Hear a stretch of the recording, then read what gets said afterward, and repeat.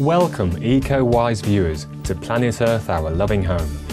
Through a complex interaction of changing flows of deep-sea currents, warming oceans, ice sheet melting at the poles, fluctuating global wind patterns and other factors, extremes at both ends of the temperature scale are being recorded across our world due to climate change. So in the last 200 years, we saw temperature was rising. That changed the long-term climate trajectory, which is a very strong evidence for the argument the recent climate warming is due to meat. The warming trend is going to continue in the next few decades, and it's quite foreseeable that some extreme weather can happen more frequently because within the atmosphere, if you have more energy, the atmosphere becomes more dynamic.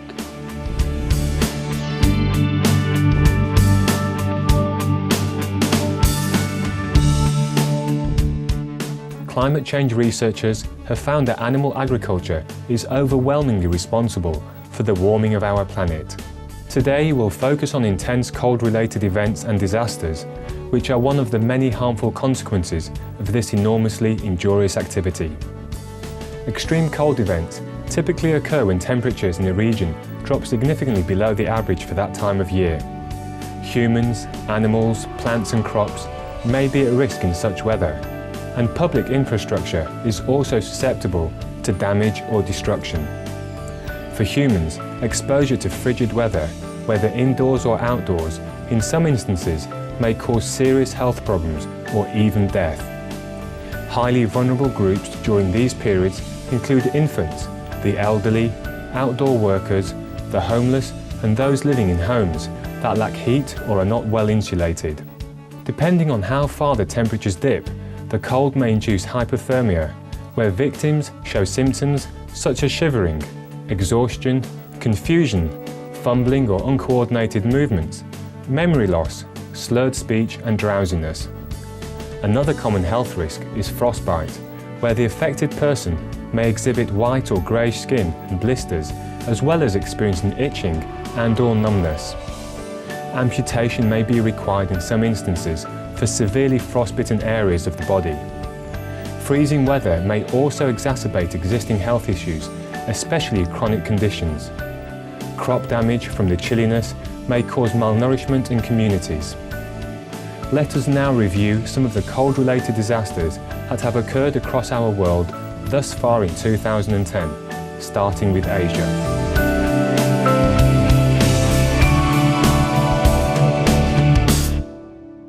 Due to unseasonably chilly weather in northern Indian states such as Uttar Pradesh, 16 people lost their lives in early January. Most of them were homeless or living outdoors, while a worker in Jammu also passed away due to the bitter cold. According to government statistics, nearly a fifth of Uttar Pradesh's 180 million residents are homeless, having to bear the elements in the open with only plastic sheets or cloth sacks for cover.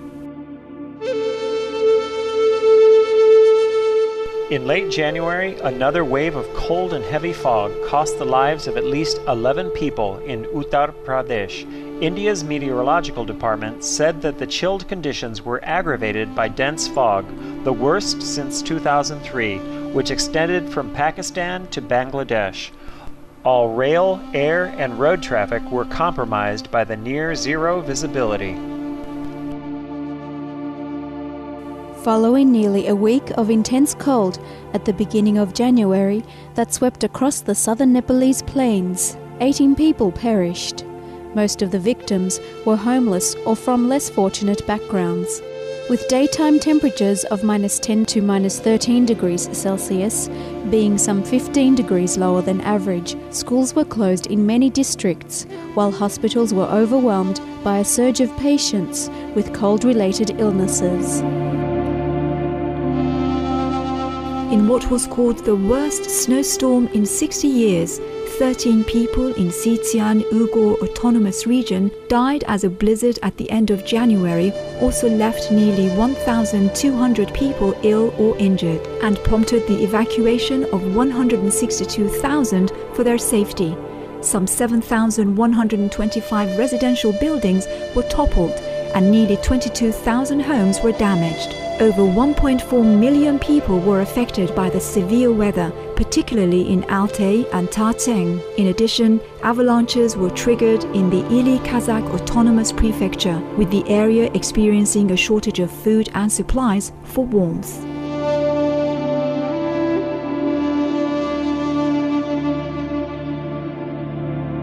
On Saturday, January 9th, the central, eastern, and western regions of Algeria experienced the unusual event of snowfall, as well as heavy rain, while temperatures dropped below 0 degrees Celsius. Traffic was significantly disrupted in the province of Blida, southwest Algiers, as the mountains up to Mount Tamasgida in Medea were also covered in thick snow.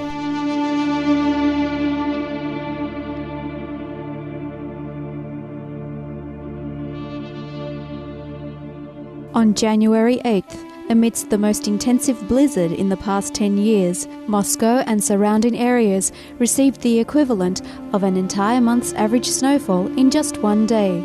The sudden arrival of such vast amounts of snow overwhelmed road crews, causing disturbances in traffic, and over 10,000 personnel were dispatched to clear the roads. Russia's top weather official, Dr. Alexander Frolov, head of the Federal Service for Hydrometeorology and Environmental Monitoring, or Roshydromet, announced on March 24, 2010, that the winter of 2009 to 2010 in Siberia may be coldest on record, with a mean temperature of -23.2 degrees Celsius and more frigid days than in previous years. He also noted that for the portion of Russia closest to Europe, the winter was the most severe in 30 years.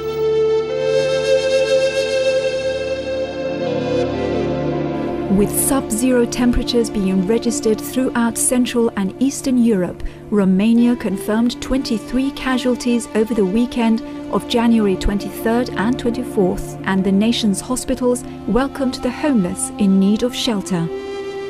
At least 6 people succumbed to the cold in the Czech Republic, while temperatures as low as -35 degrees Celsius in Poland claimed 12 lives, and 8,000 residents in eastern regions were without power on Sunday, January 24th. 2 fatalities were reported in Turkey, where a fierce snowstorm also caused residents in Istanbul to lose power, and villages near the Greek and Bulgarian borders were isolated as snow blocked major roads. Germany was hit by snow and freezing temperatures, and 14 homeless persons passed away from exposure to the elements.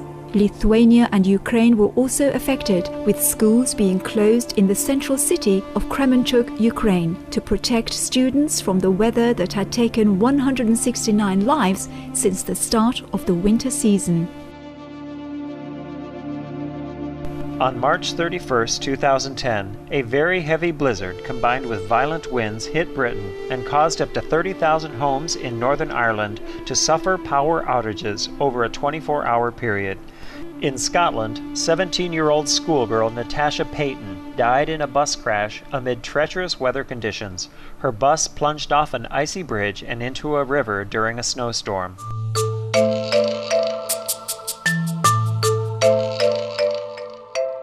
Extremely low temperatures impacted the eastern two-thirds of the United States the first week of January, with more than 5 people reported to have perished in the frigid cold.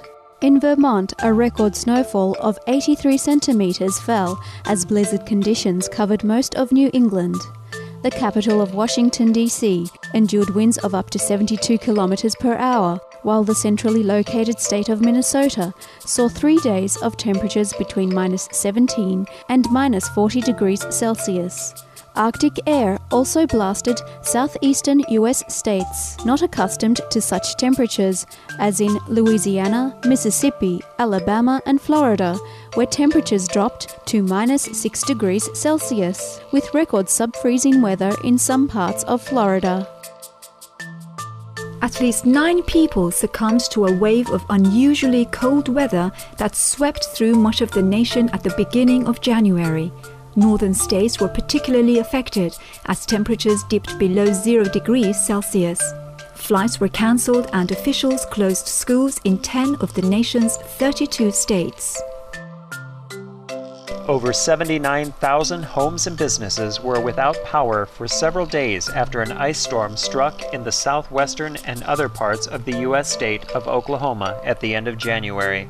Bringing snow, sleet, and freezing rains, the harsh conditions caused 7 traffic and cold-related fatalities.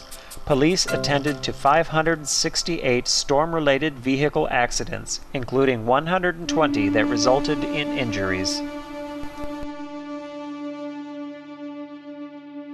In the midst of the Southern Hemisphere's winter season, an extreme Antarctic cold front moved north through Argentina, Uruguay, Chile, Bolivia, Brazil's Amazon region, Paraguay and southern Peru in mid-July. The rare high-pressure system brought snow to Buenos Aires, Argentina for the first time in 89 years and caused a total of 9 deaths, mainly among the vulnerable homeless. In late July, hundreds in Latin America perished due to extreme cold, more than half of whom were children. Peru declared a state of emergency and provided medicine, blankets and shelter to vulnerable residents throughout the nation. In the country's mountainous south, temperatures dropped from an average of a couple of degrees below 0 to 24 degrees below, with Lima, the nation's capital, recording its lowest temperatures in 46 years. Severe freezing weather in Peru's southern highlands caused at least 409 people to succumb to pneumonia and cold-related illnesses as of the end of July 2010. The victims primarily were younger than 5 or over 60 years of age, with less fortunate rural communities at altitudes of over 3,000 meters being worst hit, as residents there also face malnutrition, extreme poverty, and poor living conditions with no access to needed vaccines and other medicines. Mountain temperatures plummeted to negative 24 degrees Celsius, and even the normally hot and humid Amazon regions reported record lows of 9 degrees. On August 5th, it was reported that a 2-day-long snowfall in southern Brazil and in 12 of Argentina's 24 provinces, including parts of Buenos Aires, were the result of a polar front covering most of the continent's southern cone with 0 and below 0 temperatures. In Bolivia on August 7th, an estimated million-plus fish and thousands of other river species, including alligators, turtles and dolphins living in Bolivian rivers in the departments of Santa Cruz, Beni and Tarija, succumbed to the chilly weather. The extreme cold front caused the water temperatures to dip below the point at which life can survive, leaving rivers, lakes and lagoons covered with decomposing fish and other beings. The event was of unprecedented magnitude, and riverside communities reported nauseating odors. Public health was threatened, especially in those communities using river water for bathing and drinking.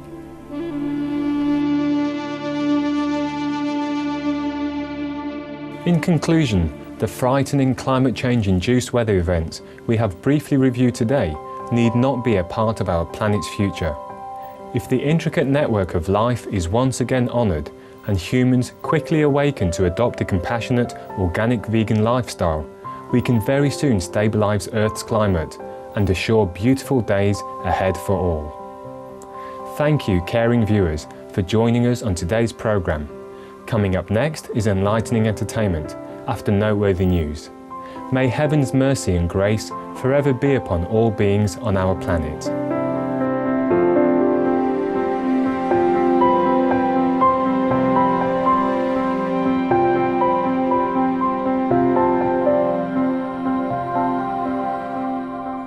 For more details, please visit www.suprememastertv.com/PE